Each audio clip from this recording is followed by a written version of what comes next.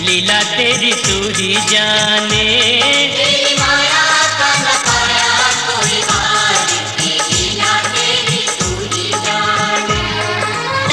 बरखा प्रबल चंचला चपला कंस समान डरावे। कंस समान डरावे। ओ ऐसे में शिशु को लेकर कोई बाहर कैसे जावे।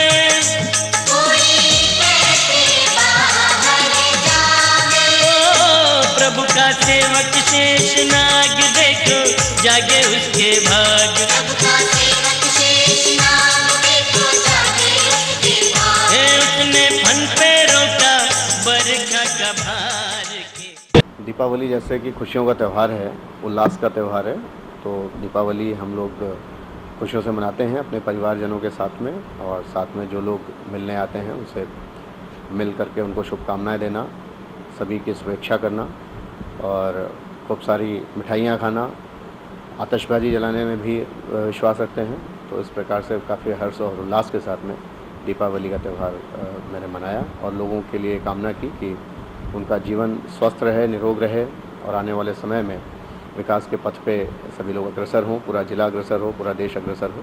इस कामना के साथ दीपावली हमने मनाई।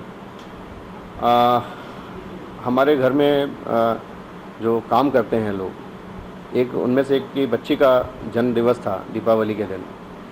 दीपावली के दिन हमने अपने घर में खाना ना खा करके उसके घर में खाना खाया। दिवाली परिवार के साथ बड़े सामान्य तरीके से सेलिब्रेट की है और इस बार ध्यान रखा है कि बहुत तेज़ आवाज़ वाले पटाखे और धुआं छोड़ने वाले पटाखे, यानी कम से कम पोल्यूशन हो और कम से कम पटाखे फोड़े जाएं, इस बात का विशेष ध्यान रखा गया है।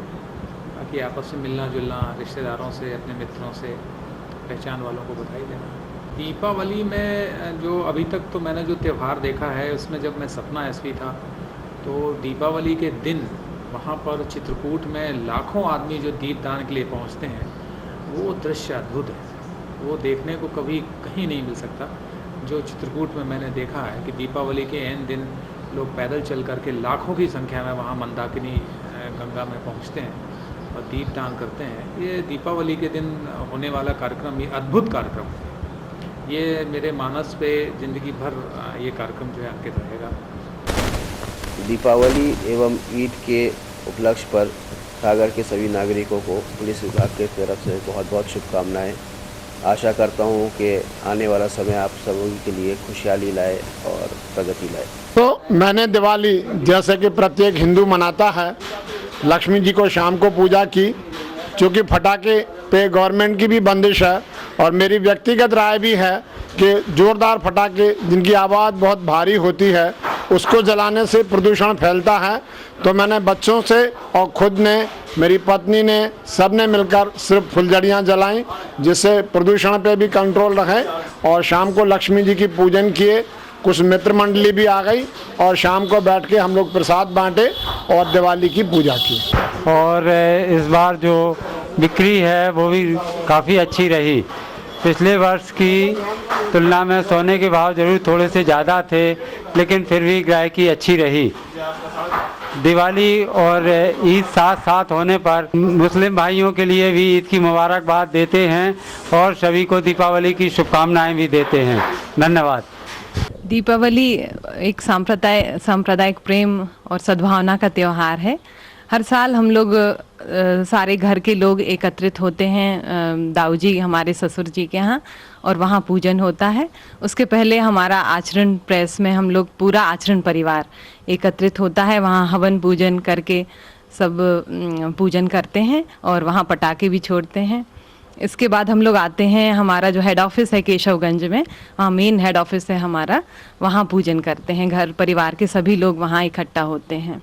खेमचंद जैन चैरिटेबल हॉस्पिटल, तो वहाँ हम लोग सारा परिवार, हमारा ढोलकी बीड़ी परिवार वहाँ एकत्रित होता है और वहाँ हम लोग एकत्रित होकर आपस में पूजन करके मिठाई वगैरह वितरित करते हैं। सभी कर्मचारियों को बोनस वगैरह और जो भी होता है सभी हम लोग संपन्न करते हैं क्रियाविधि।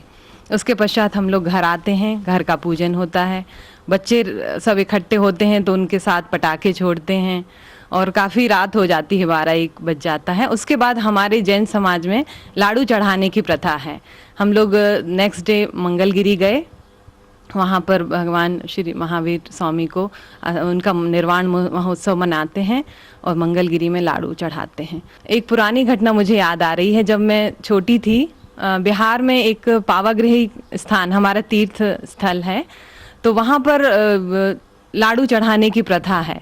तो हम लोग सुबह 4 बजे से उठ के वहाँ पर लाड़ू चढ़ाने गए। तो इतना सुंदर दृश्य था, चारों तरफ जल था और बीच में जल मंदिर है और वहाँ महावीर स्वामी की प्रतिमा विराजमान है, वहाँ लाड़ू चढ़ाया। तो वो दृश्य मैं अभी भी अपने आंखों के सामने से नहीं भुला पाती हूँ। बहुत ही सुंदर दृश्य था और मेरे आगे कामना है कि मैं अब और भी जाऊँ वहाँ।